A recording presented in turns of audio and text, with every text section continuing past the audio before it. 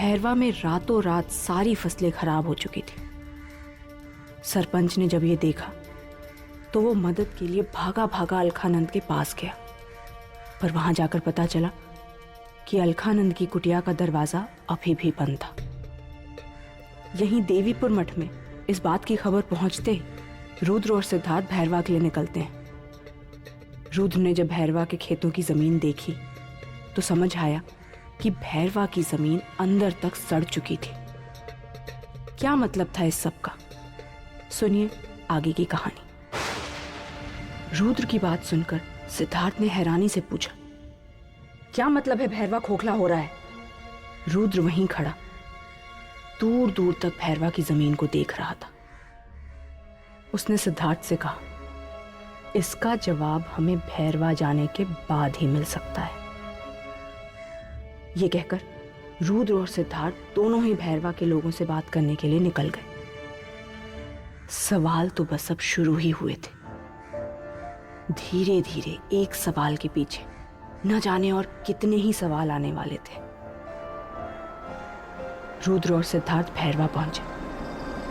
सड़न की बदबू धीरे धीरे पूरे भैरवा में फैल रही थी। रुद्र की आंखों के सामने इस वक्त जो नजारा था वो देखकर ऐसा लग रहा था मानो भैरवा में किसी महामारी ने दस्तक दी हो। हर तरफ किसान अपने खेतों के उजड़ने का शोक मना रहे थे। सरहद से लेकर अलखानंद की कुटिया तक या तो घनघोर शांति थी या फिर रोने बिलखने का शोर। पूरे गांव में मातम छाया हुआ था। सरपंच दिगंबर अलखानंद की कुटिया के बाहर हताश बैठा था। चेहरे पर निराशा साफ दिखाई दे रही थी। ऐसा लग रहा था जैसे उसके अंदर की सारी हिम्मत ने जवाब दे दिया हो। रुद्र और सिद्धार्थ को गाड़ी से उतरता देख दिगंबर के अंदर की खोई हुई उम्मीद फिर से जाग उठी। वो भागते हुए रुद्र के पास जाकर बोला, गुरुजी, अब आप ही हमारी आखिरी उम्मीद हो। देखिए ना गुरुजी, ये सब क्या हो रहा है? रातों रात न जाने कौन परले आ गई, सारे के सारे खेत खलिहान खराब कर दिए। रुद्र ने नजर दौड़ाई तो देखा कि अलखानंद की कुटिया के बाहर लगभग आधा गांव मौजूद था। सब आस लगाकर बैठे थे कि कब अलखानंद दरवाजा खोले और कब इस मुश्किल का हल निकाल सके। रुद्र ने सरपंच को आश्वासन देते हुए कहा, आप फिक्र मत करिए, मैं देखता हूं। रुद्र अलखानंद की कुटिया की तरफ बढ़ा और वहां खड़े उसके चेलों से पूछा, अलखानंद कहां है?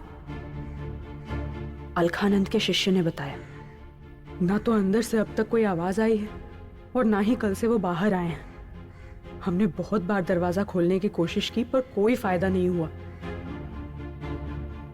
शिष्यों के रोकने के बाद भी रुद्र अलखानंद की कुटिया के सामने गया और एक झटके से उसका दरवाजा खोल दिया। सब हैरानी से एक दूसरे को देखते रह गए। बिना किसी रोक टोक उन्होंने रुद्र को कुटिया के अंदर जाने दिया। सिद्धार्थ बाहर था। रुद्र ने अपने पीछे कुटिया का दरवाजा बंद कर दिया। कुटिया की छोटी सी खिड़की से सूरज की रोशनी अंदर आ रही थी। अलखानंद ठीक उसी रोशनी के सामने किताबों के ढेर के बीच बैठा था। वो पन्ने पे पन्ने पलटे जा रहा था, कुछ ढूंढने की कोशिश कर रहा था शायद।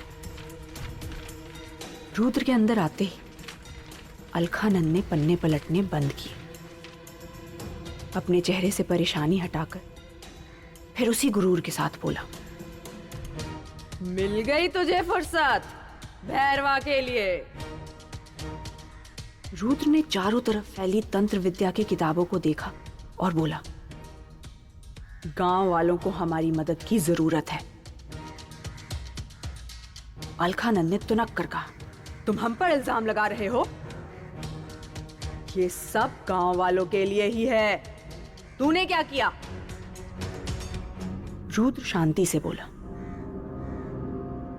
भैरवा आते समय मैंने खेत देखे, यहां की जमीन देखी। ये किसी कीड़े, केमिकल या मौसम का काम नहीं है। अलखानंद बोला, हम जानते हैं क्या है ये। उस यक्षिणी का प्रकोप है। रुद्र ने खींच कर कहा, ये जो भी शक्ति है भैरवा को खोखला बना रही है। इस वक्त हमें साथ मिलकर काम करना चाहिए। मेरी साधना और आपकी तंत्र विद्या की शक्ति मिलकर भैरवा की रक्षा करे तो वो शक्ति यहां टिक ही नहीं पाएगी। दांत पीसते हुए अलखानंद बोला, तुझे क्या लगता है साधक, मुझे इन गांव वालों की परवाह नहीं है? इनकी रक्षा के लिए मेरी तंत्र विद्या काफी है। 100 सालों से इसी विद्या की शक्ति ने इस गांव को सुरक्षित रखा है। ले जाओ अपनी ये साधना कहीं और। रुद्र बोला, थोड़ी देर के लिए अपने अहंकार को अलग रखकर लोगों की भलाई का सोचो अलखानंद। मैं खुद आया हूं तुम्हारे पास ताकि हम मिलकर कोई उपाय निकाल सकें। अलखानंद गुस्से से बोला, उपाय है मेरे पास। इन सारी मुसीबतों की जड़ वो यक्षिणी है। 100 साल पहले भी वही थी और आज भी वो ही है। तू इस गांव की भलाई की चाहे कितनी भी दुहाई दे ले, जब तक तू उस यक्षिणी की रक्षा करेगा तब तक इस गांव का सिर्फ सर्वनाश ही होगा। रुद्र भी गुस्से में आ गया और बोला, मोहना यक्षिणी नहीं है। आखिर क्या बिगाड़ा है उसने तुम्हारा जो हाथ धोकर उसके पीछे पड़े हो? अलखानंद अपनी बात पर अड़ा रहा और बोला, तू मान या ना मान साधक, मेरी तंत्र विद्या गलत नहीं बोलती। वो लड़की यक्षिणी है।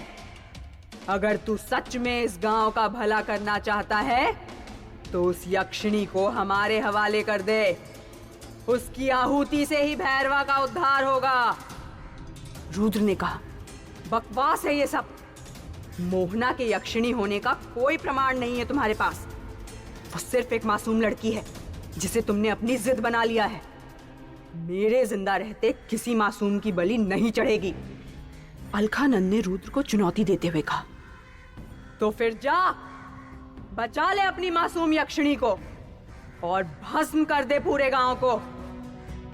तू और मैं कभी एक साथ नहीं हो सकते, क्योंकि तू या तो भैरवा की तरफ हो सकता है या फिर उस यक्षिणी के। अलखानंद की बातों से रुद्र समझ चुका था कि अब आगे कोई भी बात करने का फायदा नहीं था। अलखानंद ने दरवाजे की तरफ इशारा किया।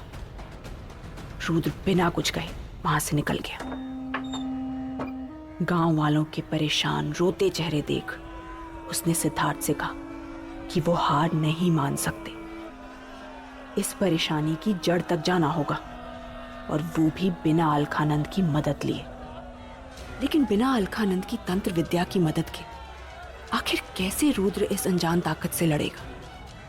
क्या मोहना की वजह से ही इस कहर ने दस्तक दी है, या इसके पीछे है कोई ऐसी कहानी जिससे इस वक्त सब अनजान है?